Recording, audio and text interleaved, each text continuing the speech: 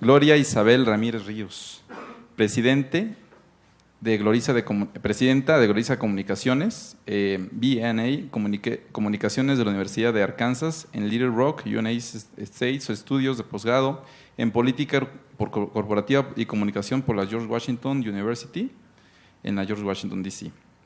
Se ha desempeñado como coordinadora de los medios y asesora de comunicaciones en campañas políticas en Colombia, Perú, México, Paraguay y Ecuador. Dentro de su experiencia se destacan también el haber sido Board Chief para Colombia en la cadena televisora norteamericana NBS News, asesora para la presidencia del Banco de Comercio Exterior de Colombia, Bancoldex, del Departamento Nacional de Planeación DNP, y representante del Gobierno Nacional como miembro principal ante la Cámara de Comercio de Bogotá. Consultora del Banco Interamericano de Desarrollo BID en materia política, liderazgo y comunicaciones en Nicaragua y El Salvador. Miembro consultor y conferencista para Latinoamérica en the George Washington University, miembro de la Junta Directiva de Corporación Primero Colombia y de la Fundación United for Colombians. Asesora de la campaña de Iván Duque para la elección presidencial de Colombia 2018. Felicidades por esa gran victoria del presidente electo.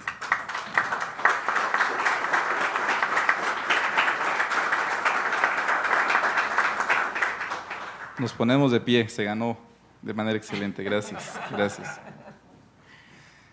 Profesor Roberto Zurieta, maestro también, bienvenido a tu casa nuevamente. Roberto Zurieta Canova. Estudió una maestría doble en Comunicación Política y Ciencias Políticas en la Universidad Southern Illinois. En la tercera maestría de Gerencia Política de Campañas Electorales en the George Washington University. Ha escrito estrategias de comunicación para gobiernos y Cambiando la Escucha, libros vendidos en más de 100,000 copias o ediciones. El profesor y director de proyectos para Latinoamérica en la Escuela de Gerencia Pública de Graduate School of Public Management en the George Washington University en Washington, D.C. Es comentarista, conferencista, analista político de la cadena norteamericana CNN en español. Ha sido asesor, entre otros, de los presidentes Yamil Mujad de Ecuador, Alejandro Toledo en Perú, Álvaro Colom en Guatemala, Horacio Carters en Paraguay e Íñigo Úrculo en España. También fue parte del equipo de la campaña de Enrique Peña Nieto. Bienvenido y felicidades.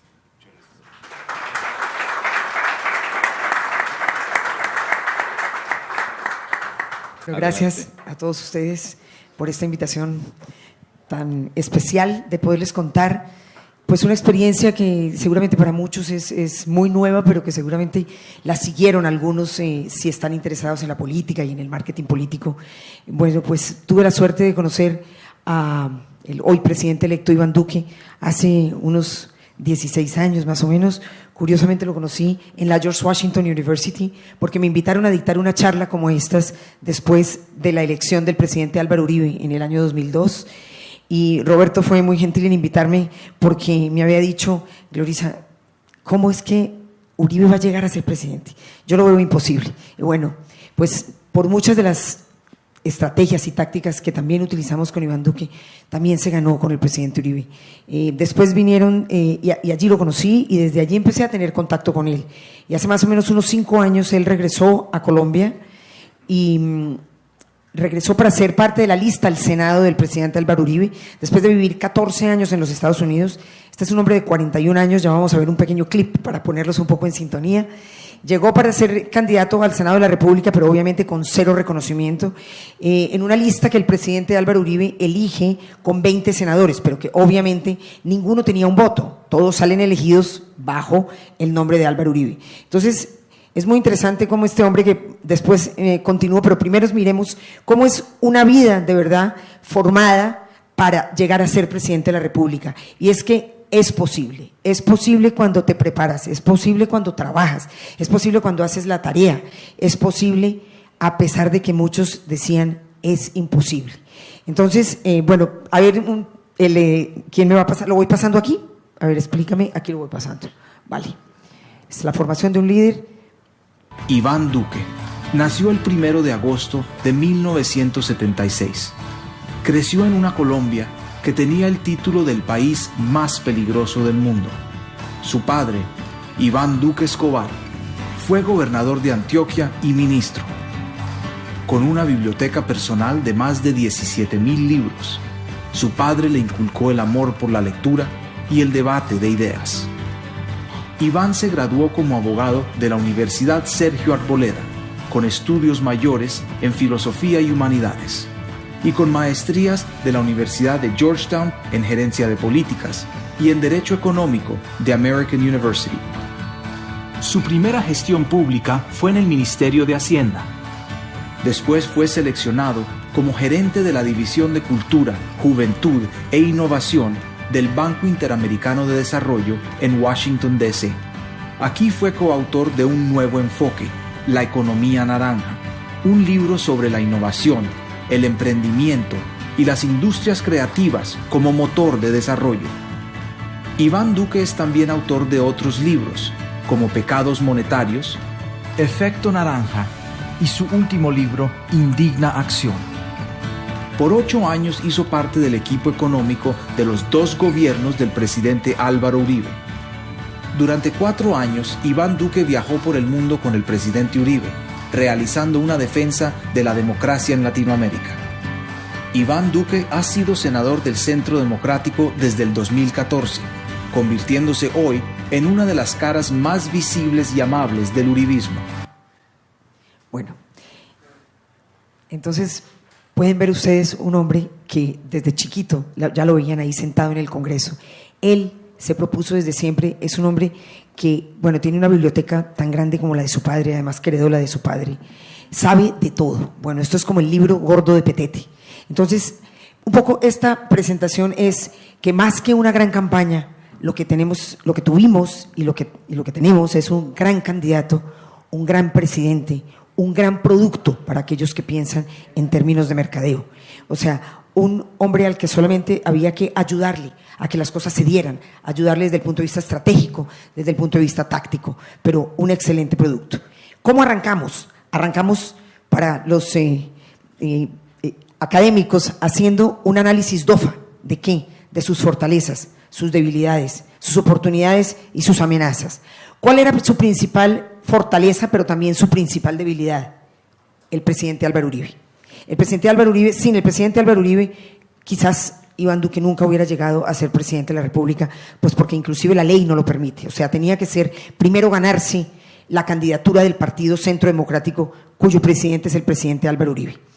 Entonces, pero también su debilidad era ser uribista. Y durante todo el tiempo, durante los 5 años de campaña, fue muy curioso porque al principio, para ganarse la candidatura del Centro Democrático, decían no, es que no es suficientemente uribista, es que es socialista, es comunista, un hombre absolutamente de centro, más bien de centro derecha, pero esas eran las críticas. Y cuando ya se gana la candidatura del Centro Democrático, entonces las críticas eran, es que es el títere de Uribe. O sea, siempre Uribe allí presente, para bien o para mal.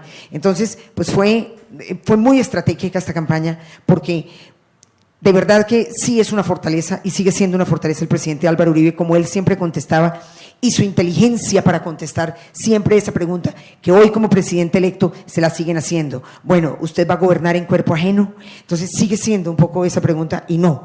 Iván es un hombre formado y ya lo van a ver capaz, y que está haciendo desde ya, a pesar de que, igual que decían aquí en México, mi compañero, pues no lleva sino, no 18 días como ustedes, pero sí unos 25 días, no lleva todavía el mes, y ya es criticado desde todo punto de vista, todo lo que hace, todo lo que dice, todo lo que va a hacer, ya los medios, la gente, o sea, tiene mucha crítica, tiene un gran reto por delante.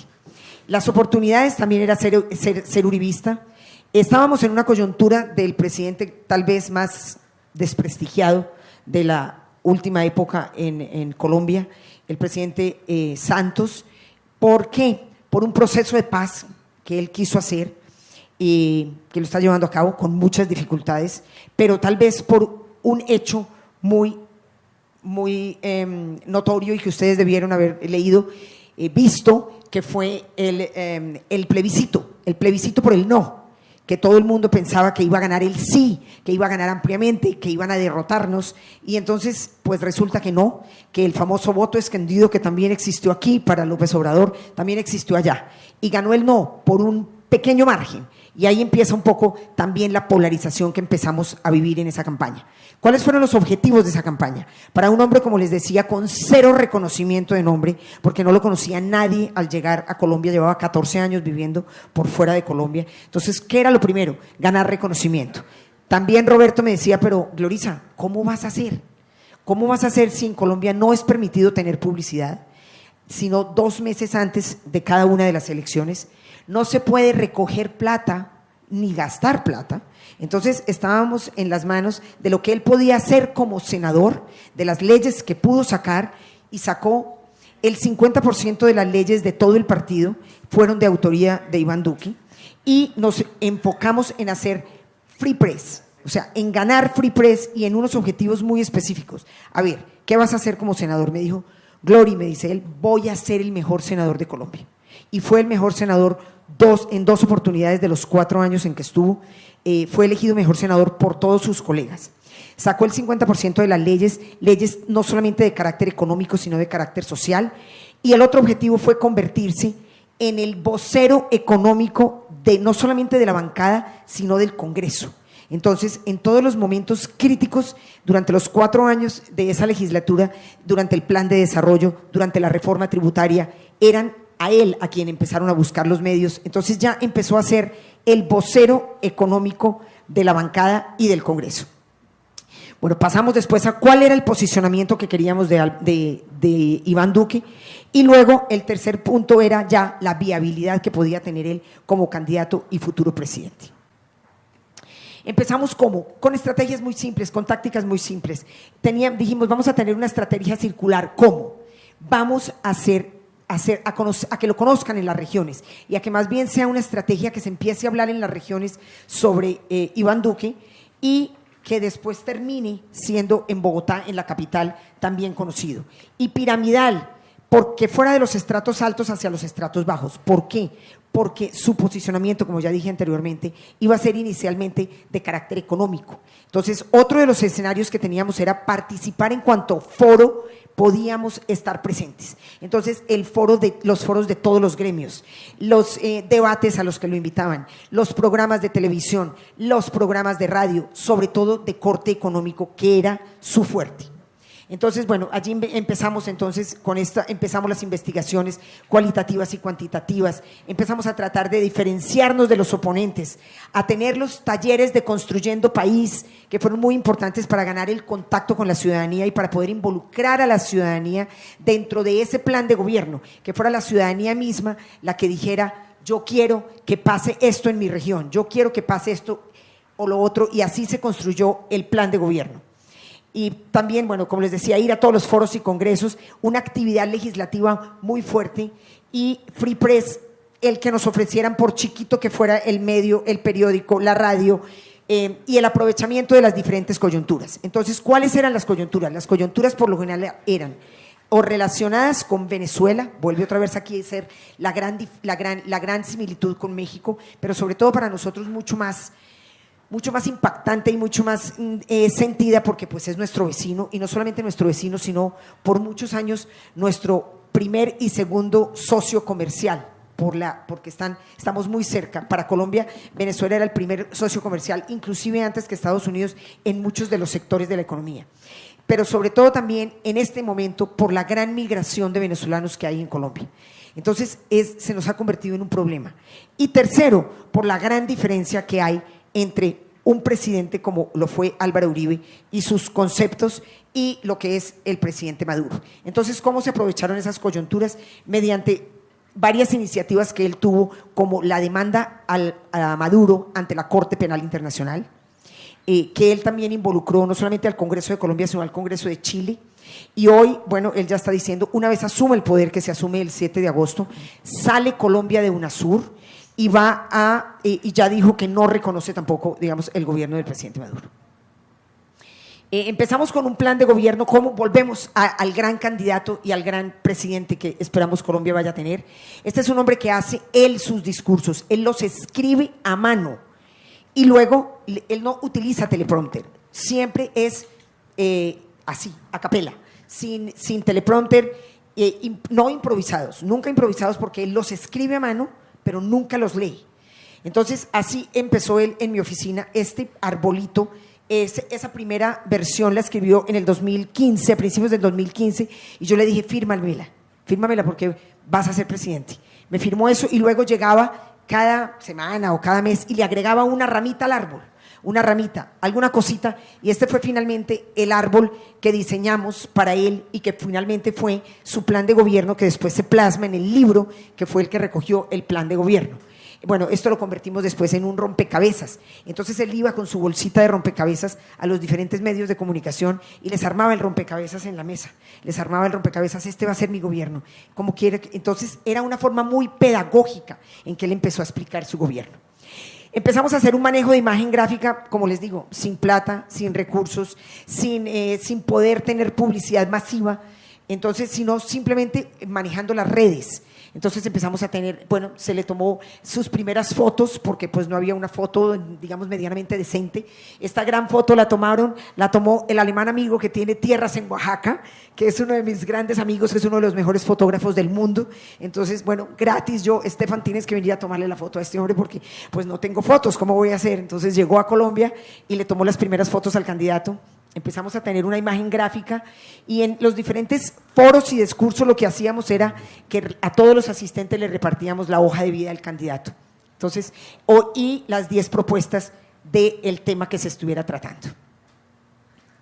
Empezamos a tener videos temáticos para redes. Nos compramos una primera cámara buenísima y entonces ya teníamos un par de camarógrafos que viajaban con él y entonces en sus discursos lo que hacíamos era que en sus discursos, en sus intervenciones del Congreso y en los diferentes foros lo que hacíamos era que hacíamos clips, le poníamos la imagen, le poníamos la música y los soltábamos por las redes. Entonces, y después ya empezamos a tener los famosos clips locales para que cada región se sintiera partícipe y un poquitico dueña de ese candidato y pudiera tener y se vieran allí representados cuando estuvieron allí. Entonces ellos mismos se convertían en los difusores de esos mensajes.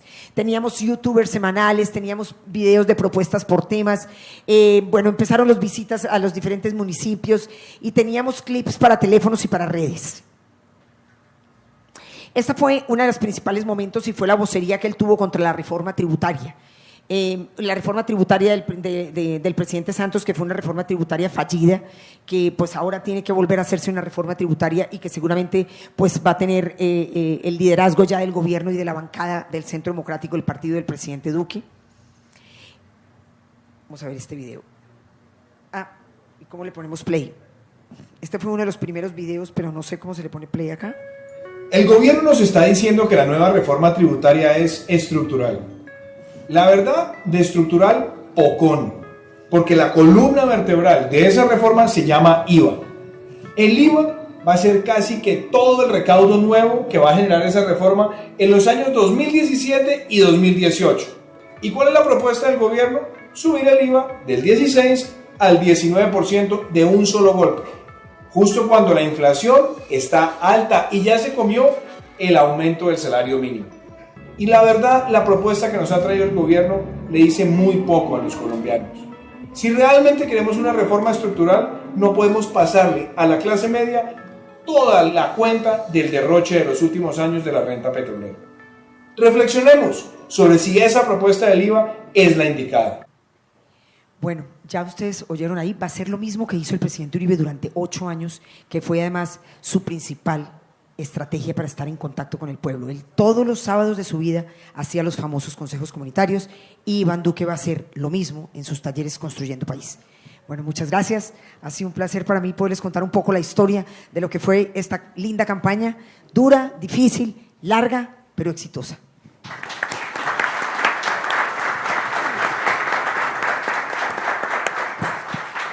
Grande Colombia, felicidades, Glorisa, felicidades por esta presidencia. Vamos a pasar.